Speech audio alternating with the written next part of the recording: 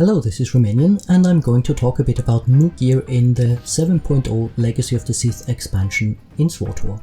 A lot has changed since the last expansion, but the good news is that if you've ever played any MMO before, it will be easy to get into the new gearing system in Swtor as well.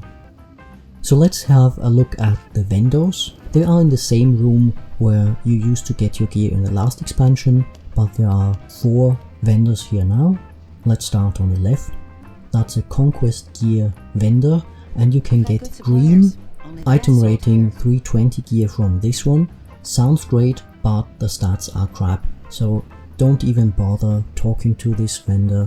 You're not gonna get any good gear from this one. Actually, the new green 320 item rating gear is not as good as your 306 gear if you had top gear in the last expansion. The only reason why you would use this vendor is if you plan on playing Swtor as a single player and have no intention of ever doing any group content. So let's move on to the next vendor right next to this one.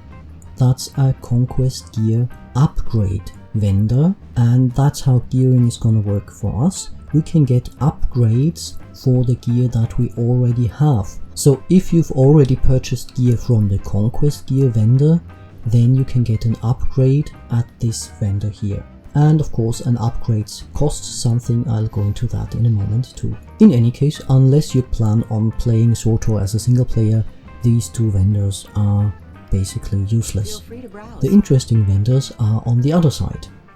There's a vendor for Flashpoint gear upgrades and a vendor for Operations gear upgrades.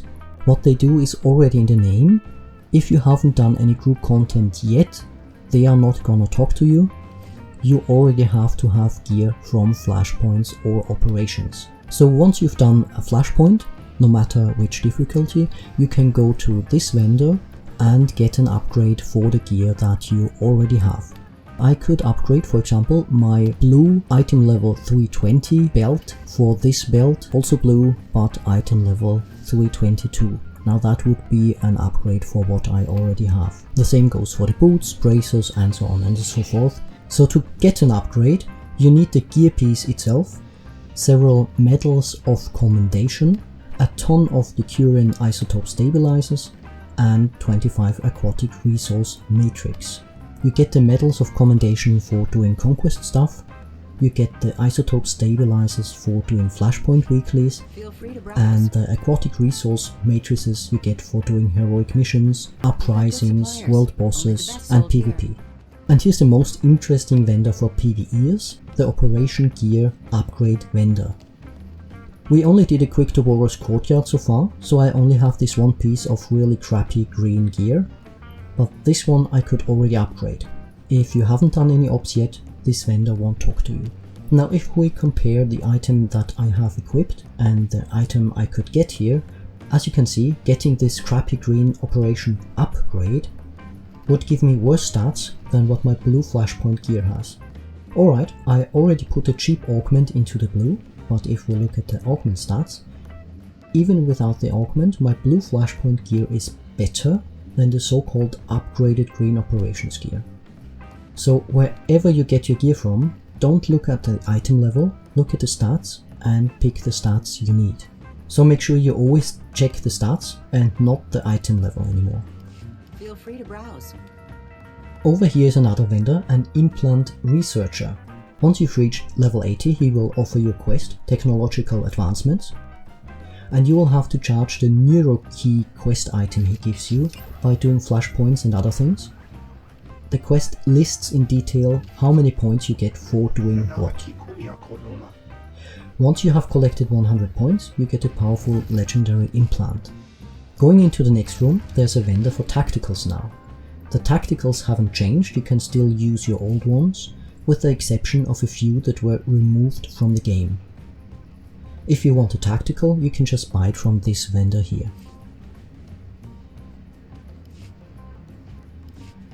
Not much has changed with the Spoils of War vendor. but it doesn't help you much anymore because the unidentified gear pieces that you can buy here are only for level 75. But what has changed here is that you can buy OEM and RPM here directly for 10k tech fragments, but if you accept the quest and go to the Cartel Bazaar, it will be cheaper, only 7.5k. And there's one more vendor. You can still buy old armor sets from the game, but they are now only cosmetic. The set bonus was removed from the game. You might have noticed the Apex set, for example, isn't here. The sets you could only get from Operations or from Kai Seiken are now only available from Kai Seiken's unidentified set bonus gearbox. And of course its content is completely random, so it's highly unlikely you'll get the one piece that you actually want. You can also get gear and tokens from PvP, but you'll have to ask someone else about that. Okay, so what has changed with gear? To sum it up, we don't have moddable gear at the moment, although there might be moddable gear coming up. We don't have a set bonus anymore, and we don't have amplifiers anymore. Not to confuse that with augments. We still use augments. You still need an augmentation kit MK11, that hasn't changed, and you can still use the augments you already have. You can just take them out of your old gear and put them into your new gear. At the moment we don't have new augments in the game. So I hope that helped you a bit getting into the new gearing system. Have fun and good luck getting your new gear.